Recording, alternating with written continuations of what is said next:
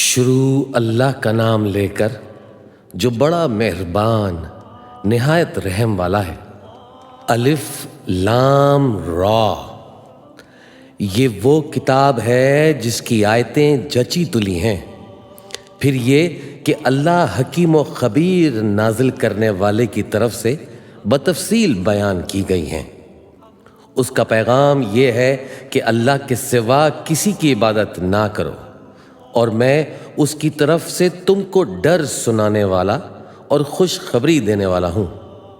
اور یہ کہ اپنے پروردگار سے بخشش مانگو اور اس کے آگے توبہ کرو، وہ تم کو ایک وقت مقرر تک متاع نیک سے بہرمند کرے گا، اور ہر لائق فضیلت کو اس کی فضیلت دے گا۔ اور اگر روگردانی کرو گے تو مجھے تمہارے بارے میں قیامت کے بڑے دن کے عذاب کا ڈر ہے۔ تم سب کو اللہ کی طرف لوٹ کر جانا ہے، اور وہ ہر چیز پر قادر ہے۔ دیکھو، یہ اپنے سینوں کو دوہرا کرتے ہیں تاکہ اللہ سے چھپ جائیں۔ سن رکھو، جس وقت یہ اپنے کپڑوں میں لپٹ رہے ہوتے ہیں تب بھی وہ ان کی چھپی اور کھلی باتوں کو جانتا ہے۔ وہ تو دلوں کی باتوں تک سے آگاہ ہے۔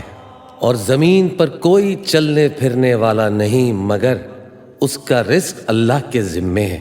وہ اس کے رہنے کی جگہ کو بھی جانتا ہے، اور جہاں سونپا جاتا ہے اسے بھی۔ یہ سب کچھ کتاب روشن میں لکھا ہوا ہے۔ اور وہی تو ہے جس نے آسمانوں اور زمین کو 6 دن میں بنایا، اور اس وقت اس کا عرش پانی پر تھا۔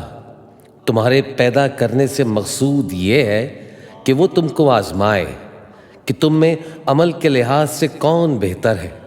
اور اے نبی، اگر تم کہو کہ تم لوگ مرنے کے بعد زندہ کر کے اٹھائے جاؤ گے تو کافر کہہ دیں گے کہ یہ تو کھلا جادو ہوا، اور اگر ایک مدت معین تک ہم ان سے عذاب روک دیں تو کہیں گے کہ کون سی چیز عذاب کو روکے ہوئے ہے۔ دیکھو، جس روز وہ ان پر واقع ہوگا پھر ٹلنے کا نہیں، اور جس چیز کا یہ مذاق اڑاتے ہیں وہ ان کو گھیر لے گی۔ اور اگر ہم انسان کو اپنے پاس سے نعمت بخشیں پھر اس سے اس کو چھین لیں تو نا امید اور ناشکرا ہو جاتا ہے۔ اور اگر تکلیف پہنچنے کے بعد آسائش کا مزہ چکھائیں تو خوش ہو کر کہتا ہے کہ سب سختیاں مجھ سے دور ہو گئیں۔ بے شک وہ ہے ہی خوشی میں مست ہو جانے والا، بڑا فخر جتانے والا۔ ہاں، جنہوں نے صبر کیا اور عمل نیک کیے، یہی ہیں جن کے لیے بخشش اور اجر عظیم ہے۔ تو شاید تم کچھ چیز وہی میں سے جو تمہارے پاس آتی ہے چھوڑ دو، اور اس خیال سے تمہارا دل تنگ ہو کہ کافر یہ کہنے لگیں کہ اس پر کوئی خزانہ کیوں نہیں نازل ہوا، یا اس کے ساتھ کوئی فرشتہ کیوں نہیں آیا۔ اے نبی، تم تو صرف نصیحت کرنے والے ہو، اور اللہ ہر چیز کا نگہبان ہے۔ کیا یہ لوگ کہتے ہیں کہ اس نے قرآن از خود بنا لیا ہے؟ کہہ دو کہ اگر سچے ہو تو تم بھی ایسی 10 صورتیں بنا لاؤ، اور اللہ کے سوا جس کو بلا سکتے ہو بلا بھی لو۔ پس اگر وہ تمہاری بات قبول نہ کریں تو جان لو کہ یہ قرآن اللہ کے علم سے اترا ہے، اور یہ کہ اس کے سوا کوئی معبود نہیں۔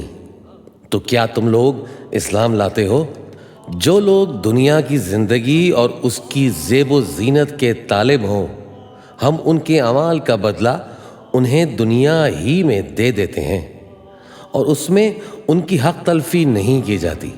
یہ وہ لوگ ہیں جن کے لیے آخرت میں آتش جہنم کے سوا اور کچھ نہیں، اور جو عمل انہوں نے دنیا میں کیے سب برباد، اور جو کچھ یہ کرتے رہے سب ضائع ہوا۔ بھلا جو لوگ اپنے پروردگار کی طرف سے دلیلیں روشن رکھتے ہوں، اور ان کے ساتھ ایک آسمانی گواہ بھی اس کی جانب سے ہو، اور اس سے پہلے موسیٰ کی کتاب ہو جو پیشوا اور رحمت ہے، تو کیا وہ قرآن پر ایمان نہیں لائیں گے؟ یہی لوگ تو اس پر ایمان لاتے ہیں۔ اور جو کوئی اور فرقوں میں سے اس سے منکر ہوا تو اس کا ٹھکانہ آگ ہے، تو تم اس قرآن سے شک میں نہ ہونا، یہ تمہارے پروردگار کی طرف سے حق ہے، لیکن اکثر لوگ ایمان نہیں لاتے۔ اور اس سے بڑھ کر ظالم کون ہوگا جو اللہ پر جھوٹ باندھے؟ ایسے لوگ اپنے رب کے سامنے پیش کیے جائیں گے اور گواہ کہیں گے کہ یہی لوگ ہیں جنہوں نے اپنے پروردگار پر جھوٹ بولا تھا۔ سن رکھو کہ ظالموں پر اللہ کی لعنت ہے، جو اللہ کے رستے سے روکتے اور اس میں کجی چاہتے ہیں، اور وہ آخرت کا بھی انکار کرتے ہیں۔ یہ لوگ زمین میں کہیں چھپ کر اللہ کو ہرا نہیں سکتے، اور نہ اللہ کے سوا کوئی ان کا حمایتی ہے۔ اے پیغمبر، ان کو دگنا عذاب دیا جائے گا، کیونکہ یہ شدت کفر سے تمہاری بات نہیں سن سکتے تھے اور نہ تم کو دیکھ سکتے تھے۔ یہی ہیں جنہوں نے اپنے آپ کو خسارے میں ڈالا، اور جو کچھ یہ افترا کیا کرتے تھے ان سے جاتا رہا۔ بلا شبہ یہ لوگ آخرت میں سب سے زیادہ نقصان پانے والے ہیں۔ جو لوگ ایمان لائے اور عمل نیک کیے اور اپنے پروردگار کے آگے عاجزی کی، یہی صاحب جنت ہیں، ہمیشہ اس میں رہیں گے۔ دونوں فریقوں یعنی کافر و مومن کی مثال ایسی ہے جیسے ایک اندھا بہرا ہو اور ایک دیکھتا سنتا۔ بھلا دونوں کا حال یکساں ہو سکتا ہے؟ پھر تم سوچتے کیوں نہیں؟ اور ہم نے نوح کو ان کی قوم کی طرف بھیجا تو انہوں نے ان سے کہا کہ میں تم کو کھول کھول کر ڈر سنانے اور یہ پیغام پہنچانے آیا ہوں کہ اللہ کے سوا کسی کی عبادت نہ کرو، مجھے تمہاری نسبت دردناک عذاب کا خوف ہے۔ تو ان کی قوم کے سردار جو کافر تھے کہنے لگے کہ ہم تم کو اپنے ہی جیسا ایک آدمی دیکھتے ہیں، اور یہ بھی دیکھتے ہیں کہ تمہارے پیروں وہی لوگ ہوئے ہیں جو ہم میں ادنا درجے کے ہیں، اور وہ بھی سدھئی رائے سے، اور ہم تم میں اپنے اوپر کسی طرح کی فضیلت نہیں دیکھتے بلکہ تمہیں جھوٹا خیال کرتے ہیں۔ فرمایا کہ اے قوم، دیکھو تو اگر میں اپنے پروردگار کی طرف سے دلیل روشن رکھتا ہوں اور اس نے مجھے اپنے یہاں سے رحمت بخشی ہو جس کی حقیقت تم سے پوشیدہ ہو گئی ہو، تو کیا ہم اس کے لیے تمہیں مجبور کر سکتے ہیں جبکہ تم اس سے ناخوش ہو؟ اور اے قوم، میں اس نصیحت کے بدلے تم سے مال و زر کا مطالبہ تو نہیں کرتا، میرا صلہ تو اللہ کے ذمے ہے، اور جو لوگ ایمان لائے ہیں میں ان کو نکالنے والا بھی نہیں ہوں، وہ تو اپنے پروردگار سے ملنے والے ہیں، لیکن میں دیکھتا ہوں کہ تم لوگ نادانی کر رہے ہو۔ اے میری قوم، اگر میں ان کو نکال دوں تو اللہ کی گرفت سے بچانے کے لیے کون میری مدد کر سکتا ہے؟ بھلا تم غور کیوں نہیں کرتے؟ اور میں نہ تم سے یہ کہتا ہوں کہ میرے پاس اللہ کے خزانے ہیں، اور نہ یہ کہ میں غیب جانتا ہوں، اور نہ یہ کہتا ہوں کہ میں فرشتہ ہوں، اور نہ ان لوگوں کی نسبت جن کو تم حقارت کی نظر سے دیکھتے ہو یہ کہتا ہوں کہ اللہ ان کو بھلائی یعنی اعمال کی جزا نہیں دے گا۔ جو ان کے دلوں میں ہے اسے اللہ خوب جانتا ہے۔ اگر میں ایسا کہوں تو بے انصافوں میں ہو جاؤں۔ انہوں نے کہا کہ نوح، تم نے ہم سے جھگڑا کیا تو کیا، اور جھگڑا بھی بہت کیا، اب اگر تم سچے ہو تو جس چیز سے ہمیں ڈراتے ہو وہ ہم پر لا نازل کرو۔ نوح نے کہا کہ اس عذاب کو تو اللہ ہی چاہے گا تو نازل کرے گا، اور تم اللہ کو کسی طرح ہرا نہیں سکتے۔ اور اگر میں یہ چاہوں کہ تمہاری خیر خواہی کروں اور اللہ یہ چاہے کہ تمہیں گمراہ رہنے دے تو میری خیر خواہی تم کو کچھ فائدہ نہیں دے سکتی۔ وہی تمہارا پروردگار ہے اور تمہیں اسی کی طرف لوٹ کر جانا ہے۔ کیا یہ لوگ کہتے ہیں کہ اس پیغمبر نے قرآن اپنے دل سے بنا لیا ہے؟ کہہ دو کہ اگر میں نے دل سے بنا لیا ہے تو میرے گناہ کا وبال مجھ پر، اور جو گناہ تم کرتے ہو اس سے میں بری ذمہ ہوں۔ اور نوح کی طرف وحی کی گئی کہ تمہاری قوم میں جو لوگ ایمان لا چکے ان کے سوا اور کوئی ایمان نہیں لائے گا، تو جو کام یہ کر رہے ہیں ان کی وجہ سے غم نہ کھاؤ، اور ایک کشتی ہمارے حکم سے ہمارے سامنے بناؤ، اور جو لوگ ظالم ہیں ان کے بارے میں مجھ سے کچھ نہ کہنا، کیونکہ وہ ضرور غرق کر دیے جائیں گے۔ اور نوح نے کشتی بنانا شروع کر دی، اور جب ان کی قوم کے سردار ان کے پاس سے گزرتے تو ان سے تمسخر کرتے۔ وہ کہتے کہ اگر تم ہم سے تمسخر کرتے ہو تو جس طرح تم ہم سے تمسخر کرتے ہو اسی طرح ایک وقت ہم بھی تم سے تمسخر کریں گے، اور تم کو جلد معلوم ہو جائے گا کہ کس پر عذاب آتا ہے جو اسے رسوا کرے گا، اور کس پر ہمیشہ کا عذاب نازل ہوتا ہے۔ یہاں تک کہ ہمارا حکم آ پہنچا اور تنور جوش مارنے لگا، تو ہم نے نوح کو حکم دیا کہ ہر قسم کے پالتو جانوروں میں سے جوڑا جوڑا، یعنی ایک ایک نر اور ایک ایک مادہ لے لو، اور جس شخص کی نسبت حکم ہو چکا ہے کہ ہلاک ہو جائے گا اس کو چھوڑ کر اپنے گھر والوں کو اور جو ایمان لایا ہو اس کو کشتی میں سوار کر لو۔ اور ان کے ساتھ ایمان بہت ہی کم لوگ لائے تھے۔ نوح نے کہا کہ اللہ کا نام لے کر کہ اسی کے کرم سے اس کا چلنا اور ٹھہرنا ہے، اس میں سوار ہو جاؤ، بے شک میرا پروردگار بخشنے والا ہے، مہربان ہے۔ اور وہ ان کو لے کر طوفان کی لہروں میں چلنے لگی۔ لہریں کیا تھیں؟ گویا پہاڑ تھے۔ اس وقت نوح نے اپنے بیٹے کو جو کشتی سے الگ تھا پکارا کہ بیٹا ہمارے ساتھ سوار ہو جا اور کافروں میں شامل نہ ہو۔ اس نے کہا کہ میں ابھی پہاڑ سے جا لگوں گا، وہ مجھے پانی سے بچا لے گا۔ فرمایا کہ آج اللہ کے عذاب سے کوئی بچانے والا نہیں، اور نہ کوئی بچ سکتا ہے مگر وہی جس پر اللہ رحم کرے۔ اتنے میں دونوں کے درمیان لہر حائل ہو گئی اور وہ ڈوب کر رہ گیا، اور حکم دیا گیا کہ اے زمین اپنا پانی نگل جا، اور اے آسمان تھم جا، اور پانی خشک ہو گیا اور کام تمام کر دیا گیا، اور کشتی کوہ جودی پر جا ٹھہری، اور کہہ دیا گیا کہ بے انصاف لوگوں پر لعنت۔ اور نوح نے اپنے پروردگار کو پکارا اور کہا کہ پروردگار میرا بیٹا بھی میرے گھر والوں میں ہے، تو اس کو بھی نجات دے، تیرا وعدہ سچا ہے اور تو بہترین حاکم ہے۔ اللہ نے فرمایا کہ اے نوح وہ تیرے گھر والوں میں نہیں ہے، وہ تو سراسر بد عمل ہے۔ تو جس چیز کی تم کو حقیقت معلوم نہیں ہے اس کے بارے میں مجھ سے درخواست ہی نہ کرو، اور میں تم کو نصیحت کرتا ہوں کہ نادان نہ بنو۔ نوح نے کہا پروردگار میں تجھ سے پناہ مانگتا ہوں کہ ایسی چیز کی تجھ سے درخواست کروں جس کی حقیقت مجھے معلوم نہیں، اور اگر تو مجھے نہیں بخشے گا اور مجھ پر رحم نہیں فرمائے گا تو میں تباہ ہو جاؤں گا۔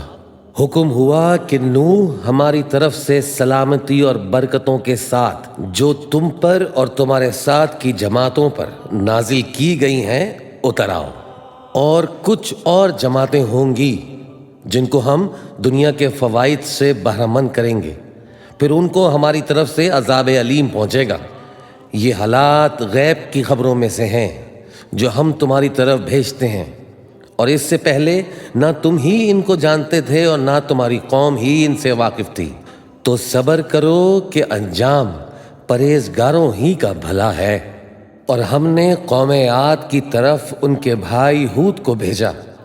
انہوں نے کہا کہ اے میری قوم اللہ ہی کی عبادت کرو، اس کے سوا تمہارا کوئی معبود نہیں، تم شرک کر کے اللہ پر محض بہتان باندھتے ہو۔ میری قوم میں اس واعظ و نصیحت کا تم سے کچھ صلہ نہیں مانگتا، میرا صلہ تو اس کے ذمے ہے جس نے مجھے پیدا کیا، بھلا تم سمجھتے کیوں نہیں؟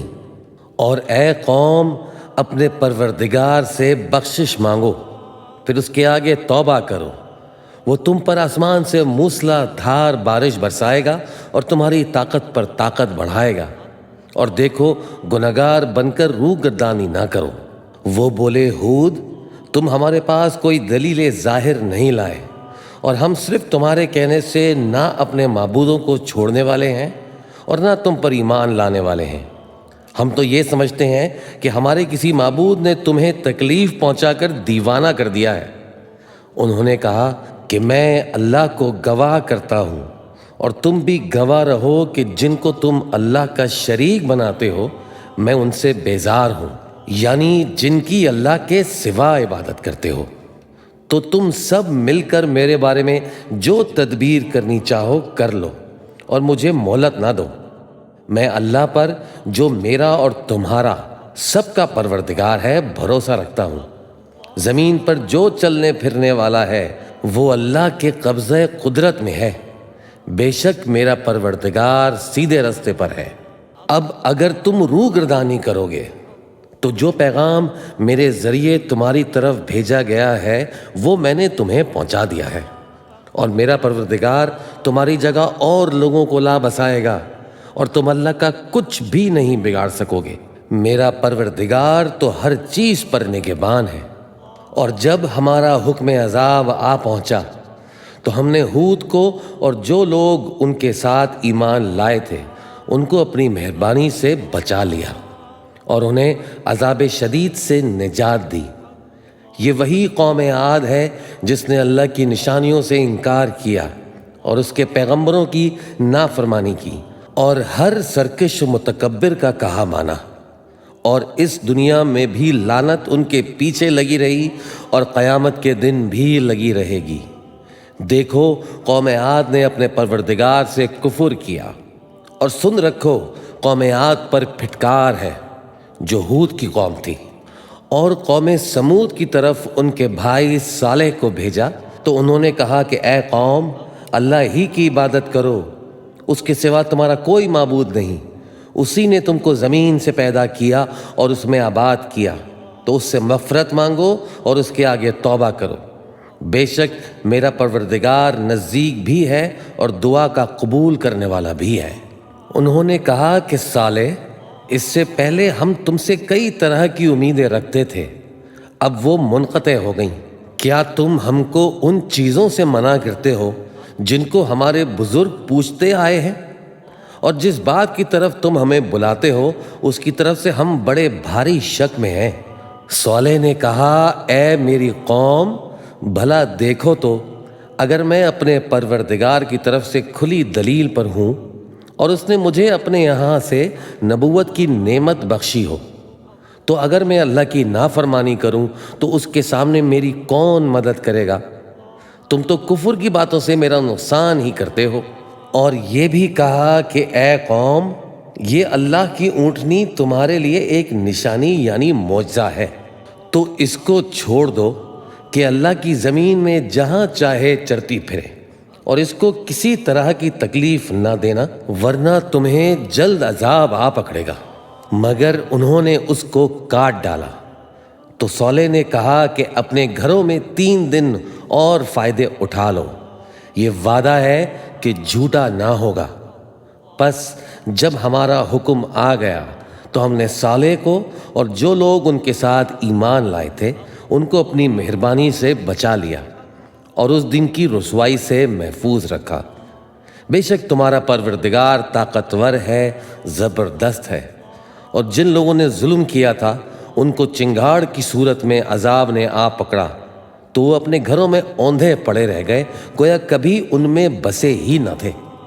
سن رکھو کہ قوم سمود نے اپنے پروردگار سے کفر کیا، اور سن رکھو قوم سمود پر پھٹکار ہے۔ اور ہمارے فرشتے ابراہیم کے پاس بشارت لے کر آئے تو سلام کہا، انہوں نے بھی جواب میں سلام کہا۔ ابھی کچھ وقفہ نہیں ہوا تھا کہ ابراہیم ایک بھنا ہوا بچھڑا لے آئے۔ پھر جب دیکھا کہ ان کے ہاتھ کھانے کی طرف نہیں بڑھتے، یعنی وہ کھانا نہیں کھاتے، تو ان کو اجنبی سمجھ کر دل میں خوف کیا۔ فرشتوں نے کہا کہ خوف نہ کیجیے، ہم قوم لوط کی طرف ان کو ہلاک کرنے کو بھیجے گئے ہیں۔ اور ابراہیم کی بیوی جو پاس کھڑی تھی ہنس پڑی، تو ہم نے اس کو اسحاق کی اور اسحاق کے بعد یعقوب کی خوشخبری دی۔ اس نے کہا اے ہے میرے بچہ ہوگا، میں تو بڑھیا ہوں اور یہ میرے میاں بھی بوڑھے ہیں، یہ تو بڑی عجیب بات ہے۔ انہوں نے کہا کیا تم اللہ کی قدرت سے تعجب کرتی ہو؟ اے اہل بیت، تم پر اللہ کی رحمت اور اس کی برکتیں ہیں۔ وہ لائق تعریف ہے، بڑا ہے۔ پھر جب ابراہیم سے خوف جاتا رہا اور ان کو خوشخبری بھی مل گئی تو قوم لوط کے بارے میں لگے ہم سے بحث کرنے۔ بے شک ابراہیم بڑے تحمل والے، نرم دل اور رجوع کرنے والے تھے۔ اے ابراہیم، اس بات کو جانے دو، تمہارے پروردگار کا حکم آ پہنچا ہے اور ان لوگوں پر عذاب آنے والا ہے جو کبھی نہیں ٹلنے کا۔ اور جب ہمارے فرشتے لوط کے پاس آئے تو وہ ان کے آنے سے غمناک اور تنگ دل ہوئے اور کہنے لگے کہ آج کا دن بڑی مشکل کا دن ہے۔ اور لوط کی قوم کے لوگ ان کے پاس بے تحاشا دوڑتے ہوئے آئے، اور یہ لوگ پہلے ہی سے انتہائی بے ہدہ حرکتیں کیا کرتے تھے۔ لوط نے کہا کہ اے بھائیو، یہ جو میری قوم کی لڑکیاں ہیں یہ تمہارے لیے جائز اور پاک ہیں، تو اللہ سے ڈرو اور میرے مہمانوں کے بارے میں مجھے بے آبرو نہ کرو۔ کیا تم میں کوئی بھی شائستہ آدمی نہیں؟ وہ بولے تم کو معلوم ہے کہ تمہاری ان بیٹیوں کی ہمیں کچھ حاجت نہیں، اور جو ہماری غرض ہے اسے تم خوب جانتے ہو۔ لوط نے کہا اے کاش مجھ میں تمہارے مقابلے کی طاقت ہوتی، یا میں کسی مضبوط قلعے میں پناہ لے لیتا۔ فرشتوں نے کہا اے لوط، ہم تمہارے پروردگار کے فرشتے ہیں، یہ لوگ ہرگز تم تک نہیں پہنچ سکیں گے، تو کچھ رات رہے سے اپنے گھر والوں کو لے کر چل دو، اور تم میں سے کوئی شخص پیچھے مڑ کر نہ دیکھے مگر تمہاری بیوی، کہ جو آفت ان پر پڑنے والی ہے وہی اس پر بھی پڑے گی۔ ان کے عذاب کے وعدے کا وقت صبح ہے، اور کیا صبح کچھ دور ہے؟ پھر جب ہمارا حکم آیا ہم نے اس بستی کو الٹ کر نیچے اوپر کر دیا اور ان پر پتھر کی تہ بر تہ کنکریاں برسائیں جن پر تمہارے پروردگار کے ہاں سے نشان کیے ہوئے تھے، اور وہ بستی ان ظالموں سے کچھ دور نہیں۔ اور مدین کی طرف ان کے بھائی شعیب کو بھیجا تو انہوں نے کہا کہ اے قوم، اللہ ہی کی عبادت کرو کہ اس کے سوا تمہارا کوئی معبود نہیں، اور ناپ اور تول میں کمی نہ کیا کرو۔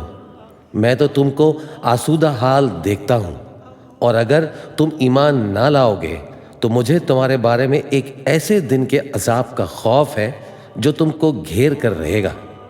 اور اے میری قوم، ناپ اور تول انصاف کے ساتھ پوری کیا کرو، اور لوگوں کو ان کی چیزیں کم نہ دیا کرو، اور زمین میں خرابی کرتے نہ پھرو۔ اگر تم کو میرے کہنے کا یقین ہو تو اللہ کا دیا ہوا نفع ہی تمہارے لیے بہتر ہے، اور میں تمہارا نگہبان نہیں ہوں۔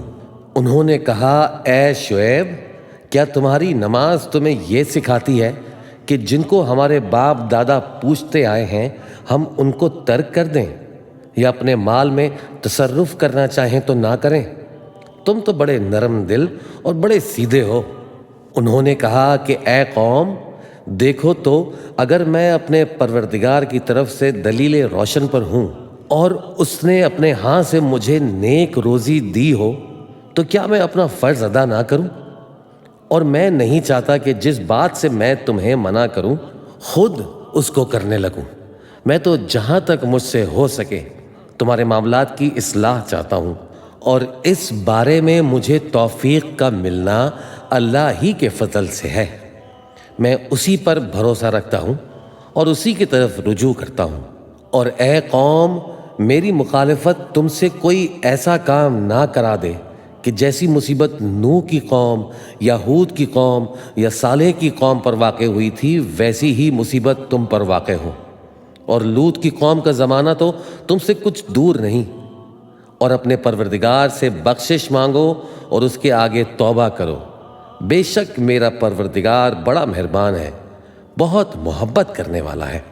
انہوں نے کہا کہ شعیب، تمہاری بہت سی باتیں ہماری سمجھ میں نہیں آتی، اور ہم دیکھتے ہیں کہ تم ہم میں کمزور بھی ہو، اور اگر تمہارے بھائی بند نہ ہوتے تو ہم تم کو سنسار کر دیتے، اور تم ہم پر کسی طرح بھی غالب نہیں ہو۔ انہوں نے کہا کہ اے قوم، کیا میرے بھائی بندوں کا دباؤ تم پر اللہ سے زیادہ ہے، اور اس کو تم نے پیٹھ پیچھے ڈال رکھا ہے؟ میرا پروردگار تو تمہارے سب اعمال کا احاطہ کیے ہوئے ہے۔ اور اے قوم، तुम अपनी जगह काम किए जाओ, मैं अपनी जगह काम किए जाता हूँ। तुमको अनकरीब मालूम हो जाएगा कि रुस्वा करने वाला अजाब किस पर आता है और झूठा कौन है। और तुम भी इंतज़ार करो, मैं भी तुम्हारे साथ इंतज़ार करता हूँ। और जब हमारा हुक्म आ पहुँचा तो हमने शुएब को और जो लोग उनके साथ ईमान लाए थे उनको तो अपनी रहमत से बचा लिया, और जो जालिम थे उनको चिंगाड़ ने आ दबोचा तो वो अपने घरों में औंधे पड़े रह गए, गोया उनमें कभी बसे ही न थे। सुन रखो कि मदियन पर वैसी ही फिटकार है जैसी समूद पर फिटकार थी। और हमने मूसा को अपनी निशानियां और दलीलें रोशन देकर भेजा फिरौन और उसके सरदारों की तरफ, तो वो फिरौन ही के हुक्म पर चलते रहे। हालांकि फिरौन का हुक्म दुरुस्त नहीं था। वो क़यामत के दिन अपनी कौम के आगे आगे चलेगा, फिर उनको दोज़ख में जा उतारेगा, और जिस मुकाम पर वो उतारे जाएंगे वो बुरा है। और इस जहान में भी लानत उनके पीछे लगा दी गई और क़यामत के दिन भी पीछे लगी रहेगी। जो इनाम उनको मिला है बुरा है। ये पुरानी बस्तियों के थोड़े से हालात हैं जो हम तुमसे बयान करते हैं। इनमें से बाज़ तो बाकी हैं और बाज़ तहस नहस हो गईं। और हमने उन लोगों पर जुल्म नहीं किया, बल्कि उन्होंने खुद अपने ऊपर जुल्म किया। गर्ज जब तुम्हारे परवरदिगार का हुक्म आ पहुंचा तो जिन माबूदों को वो अल्लाह के सिवा पुकारा करते थे वो उनके कुछ भी काम ना आए, और बर्बादी के सिवा उन्हें और कुछ न दे सके।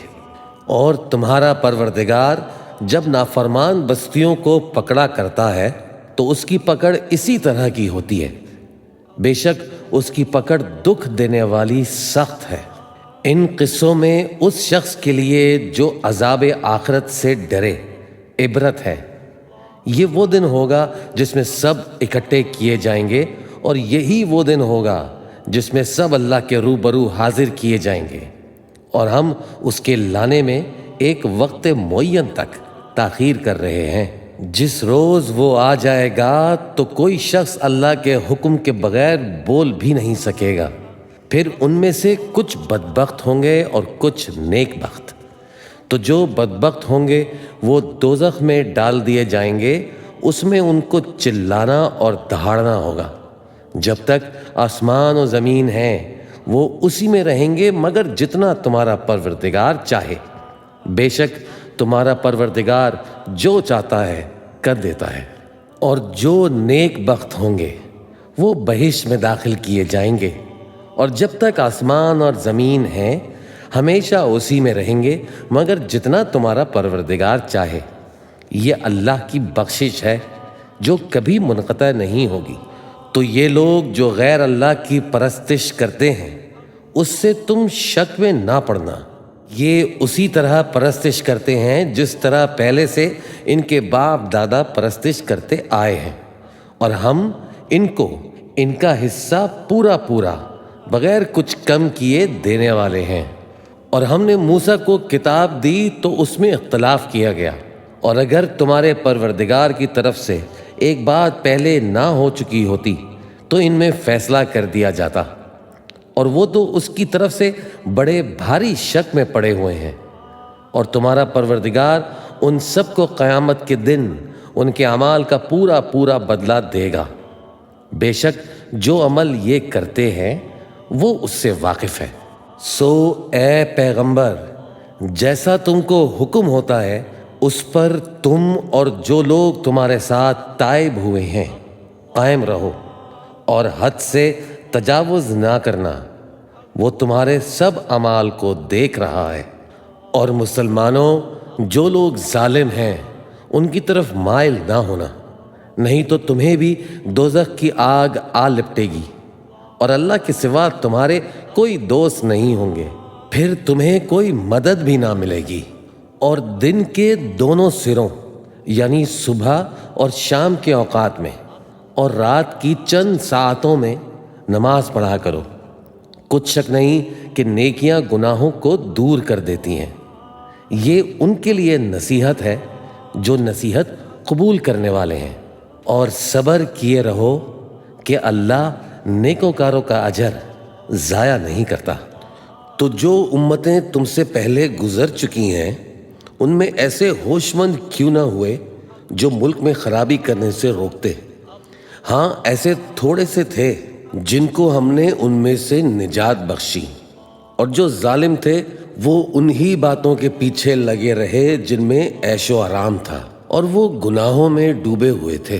اور تمہارا پروردگار ایسا نہیں ہے کہ بستیوں کو جبکہ وہاں کے باشندے نیکوکار ہوں ازرائے ظلم تباہ کر دے۔ اور اگر تمہارا پروردگار چاہتا تو تمام لوگوں کو ایک ہی جماعت کر دیتا، اور وہ برابر اختلاف کرتے رہیں گے مگر جن پر تمہارا پروردگار رحم فرمائے۔ اور اسی لیے اس نے ان کو پیدا کیا ہے، اور تمہارے پروردگار کا قول پورا ہو گیا کہ میں دوزخ کو جنوں اور انسانوں سب سے بھر دوں گا۔ اور اے نبی اور پیغمبروں کے وہ سب حالات جو ہم تم سے بیان کرتے ہیں ان سے ہم تمہارے دل کو جمائے رکھتے ہیں، اور ان حالات میں تمہارے پاس حق پہنچ گیا، اور یہ مومنوں کے لیے نصیحت اور عبرت ہے۔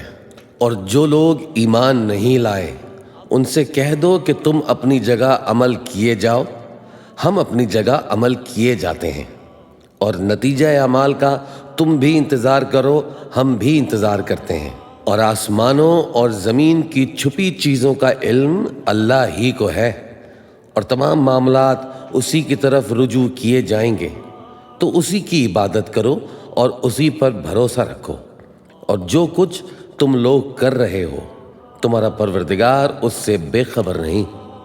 شروع اللہ کا نام لے کر جو بڑا مہربان نہایت رحم والا ہے۔ الف لام را، یہ کتاب روشن کی آیتیں ہیں۔ ہم نے اس قرآن کو عربی میں نازل کیا ہے تاکہ تم لوگ سمجھ سکو۔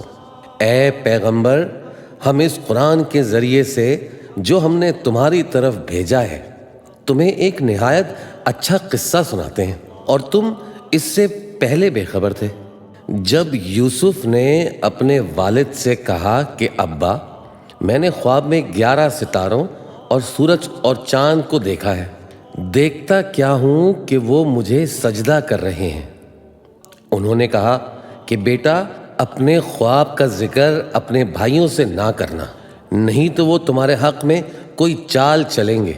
کچھ شک نہیں کہ شیطان انسان کا کھلا دشمن ہے، اور اسی طرح اللہ تمہیں برگزیدہ اور ممتاز کرے گا، اور خواب کی باتوں کی تعبیر کا علم سکھائے گا۔ اور جس طرح اس نے اپنی نعمت پہلے تمہارے دادا پردادا ابراہیم اور اسحاق پر پوری کی تھی، اسی طرح تم پر اور اولاد یعقوب پر پوری کرے گا۔ بے شک تمہارا پروردگار سب کچھ جاننے والا ہے، حکمت والا ہے۔ ہاں، یوسف اور ان کے بھائیوں کے قصے میں پوچھنے والوں کے لیے بہت سی نشانیاں ہیں۔ جب انہوں نے آپس میں تذکرہ کیا کہ یوسف اور اس کا بھائی ابا کو ہم سے زیادہ پیارے ہیں، حالانکہ ہم جماعت کی جماعت ہیں، کچھ شک نہیں کہ ابا کھلی غلطی پر ہیں۔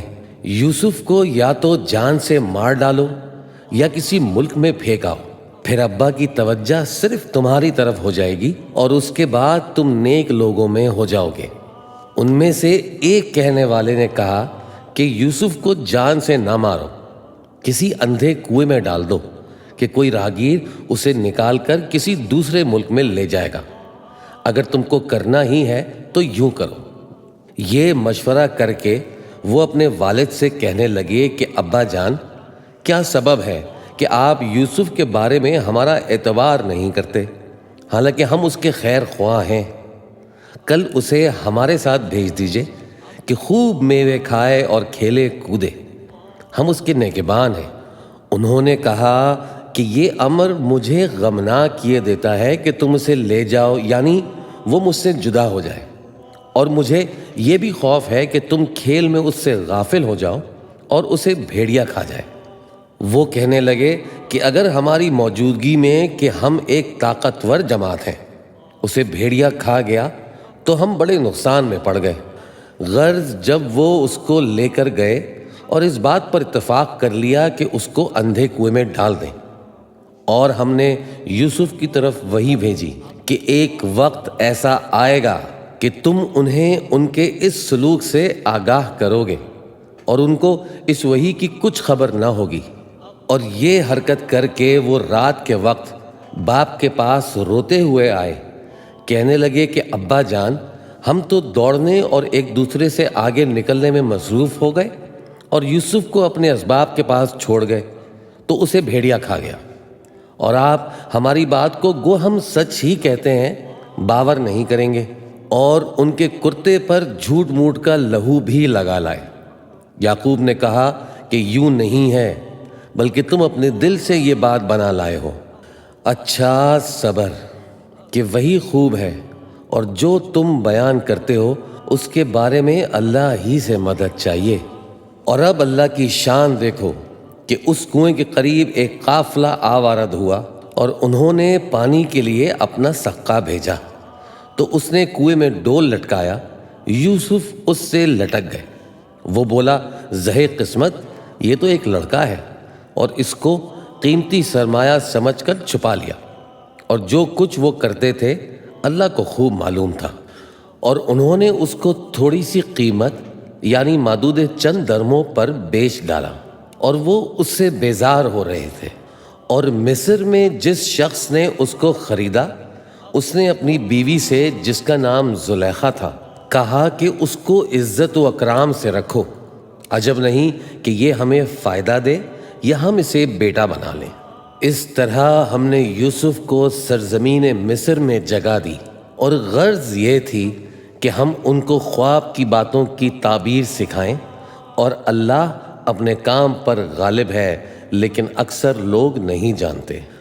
اور جب وہ اپنی جوانی کو پہنچے تو ہم نے ان کو دانائی اور علم عطا کیا، اور نیکوکاروں کو ہم اسی طرح بدلہ دیا کرتے ہیں۔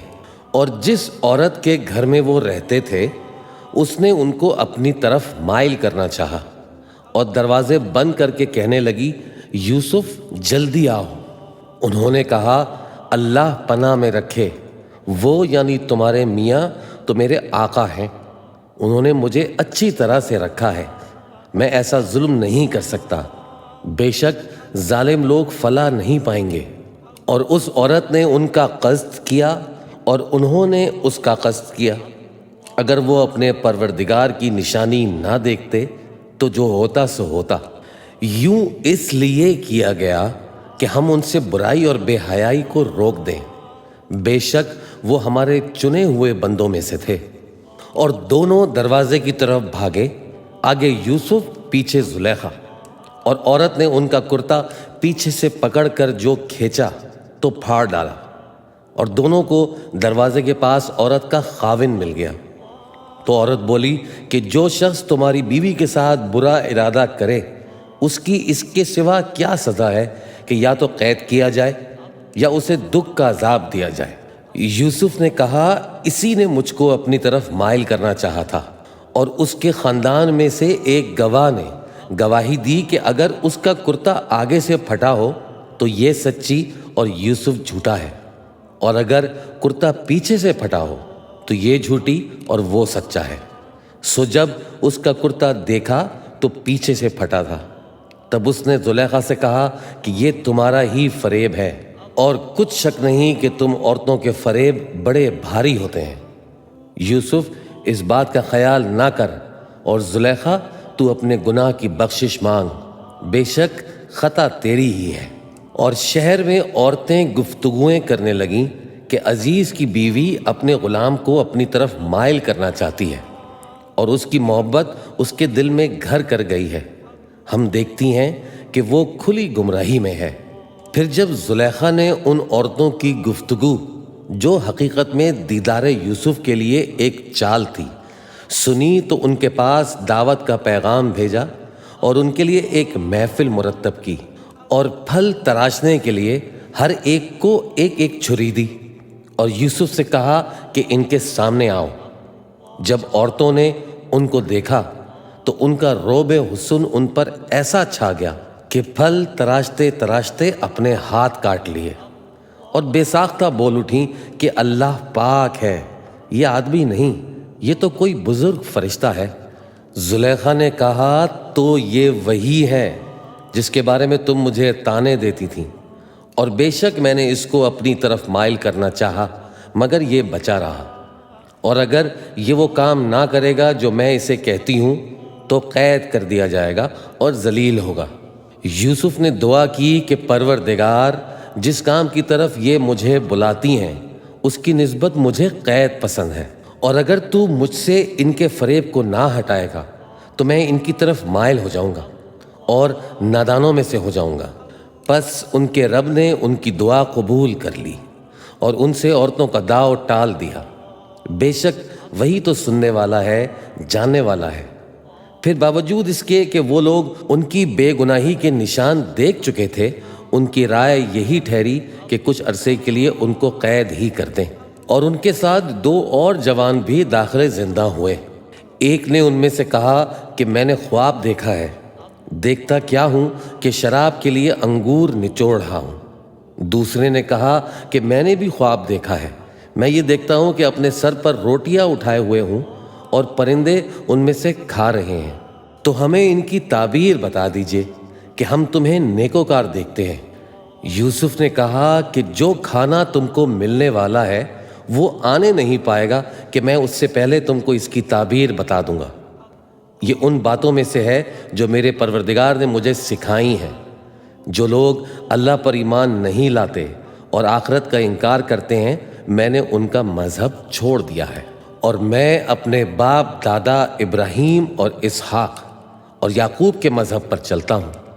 ہمیں شایع نہیں ہے کہ کسی چیز کو اللہ کے ساتھ شریک بنائیں، یہ اللہ کا فضل ہے ہم پر بھی اور لوگوں پر بھی، لیکن اکثر لوگ شکر نہیں کرتے۔ اے میرے قید خانے کے رفیقو، بھلا کئی جدا جدا آقا اچھے یا اللہ جو اکیلا ہے، سب پر غالب ہے؟ جن چیزوں کی تم اللہ کے سوا پرستش کرتے ہو وہ صرف نام ہی نام ہیں جو تم نے اور تمہارے باپ دادا نے رکھ لیے ہیں، اللہ نے ان کی کوئی سند نازل نہیں کی۔ سن رکھو کہ اللہ کے سوا کسی کی حکومت نہیں ہے، اس نے ارشاد فرمایا ہے کہ اس کے سوا کسی کی عبادت نہ کرو، یہی سیدھا دین ہے، لیکن اکثر لوگ نہیں جانتے۔ اے میرے قید خانے کے رفیقو، تم میں سے ایک جو پہلا خواب بیان کرنے والا ہے وہ تو اپنے آقا کو شراب پلایا کرے گا، اور جو دوسرا ہے وہ سولی دیا جائے گا اور پرندے اس کا سر نوچ کھائیں گے۔ جو بات تم مجھ سے پوچھتے تھے وہ فیصل ہو چکی ہے۔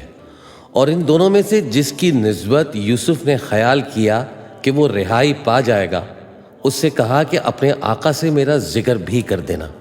پھر شیطان نے اسے ان کا اپنے آقا سے ذکر کرنا بھلا دیا، اور یوسف کئی برس قید خانے ہی میں رہے۔ اور بادشاہ نے کہا کہ میں نے خواب دیکھا ہے، دیکھتا کیا ہوں کہ 7 موٹی گائیں ہیں جن کو 7 دبلی گائیں کھا رہی ہیں، اور 7 خوشے سبز ہیں اور 7 خشک۔ اے درباریو، اگر تم خوابوں کی تعبیر دے سکتے ہو تو مجھے میرے خواب کی تعبیر بتاؤ۔ انہوں نے کہا یہ خواب تو پریشان خیالی سے ہیں اور ہمیں ایسے خوابوں کی تعبیر نہیں آتی۔ اور وہ شخص جو دونوں قیدیوں میں سے رہائی پا گیا تھا اور جسے مدت کے بعد وہ بات یاد آ گئی، بول اٹھا کہ میں آپ کو اس کی تعبیر لا بتاتا ہوں، مجھے قید خانے جانے کی اجازت دیجیے۔ غرض وہ یوسف کے پاس آیا اور کہنے لگا، یوسف، اے بڑے سچے یوسف، ہمیں اس خواب کی تعبیر بتائیے کہ 7 موٹی گایوں کو 7 دبلی گائیں کھا رہی ہیں، اور 7 خوشے سبز ہیں اور 7 سوکھے، تاکہ میں لوگوں کے پاس واپس جا کر تعبیر بتاؤں۔ عجب نہیں کہ وہ تمہاری قدر جانے۔ انہوں نے کہا کہ تم لوگ 7 سال متواتر کھیتی کرتے رہو گے، تو جو غلہ کاٹو تو تھوڑے سے غلے کے سوا جو کھانے میں آئے باقی کو خوشوں میں ہی رہنے دینا۔ پھر اس کے بعد خشک سالی کے 7 سخت سال آئیں گے، تو جو غلہ تم نے جمع کر رکھا ہوگا وہ اس سب کو کھا جائیں گے، صرف وہی تھوڑا سا رہ جائے گا جو تم احتیاط سے رکھ چھوڑو گے۔ پھر اس کے بعد ایک ایسا سال آئے گا کہ خوب مے برسے گا اور لوگ اس میں سے رس نچوڑیں گے۔ اور یہ تعبیر سن کر بادشاہ نے حکم دیا کہ یوسف کو میرے پاس لے آؤ۔ سو جب قاصد ان کے پاس گیا تو انہوں نے کہا کہ اپنے آقا کے پاس واپس جاؤ اور اس سے پوچھو کہ ان عورتوں کا کیا حال ہے جنہوں نے اپنے ہاتھ کاٹ لیے تھے۔ بے شک میرا پروردگار ان کے فریب سے خوب واقف ہے۔ بادشاہ نے عورتوں سے پوچھا کہ تمہارا کیا قصہ تھا جب تم نے یوسف کو اپنی طرف مائل کرنا چاہا؟ سب بول اٹھیں کہ اللہ پاک ہے، ہم نے اس میں کوئی برائی معلوم نہیں کی۔ عزیز کی بیوی نے کہا اب سچی بات تو ظاہر ہو ہی گئی ہے، اصل یہ ہے کہ میں نے اس کو اپنی طرف مائل کرنا چاہا تھا اور وہ بے شک سچا ہے۔ یوسف نے کہا کہ میں نے یہ بات اس لیے پوچھی ہے کہ عزیز کو یقین ہو جائے کہ میں نے اس کے پیٹھ پیچھے اس کی امانت میں خیانت نہیں کی، اور اللہ خیانت کرنے والوں کی چال کو چلنے نہیں دیتا۔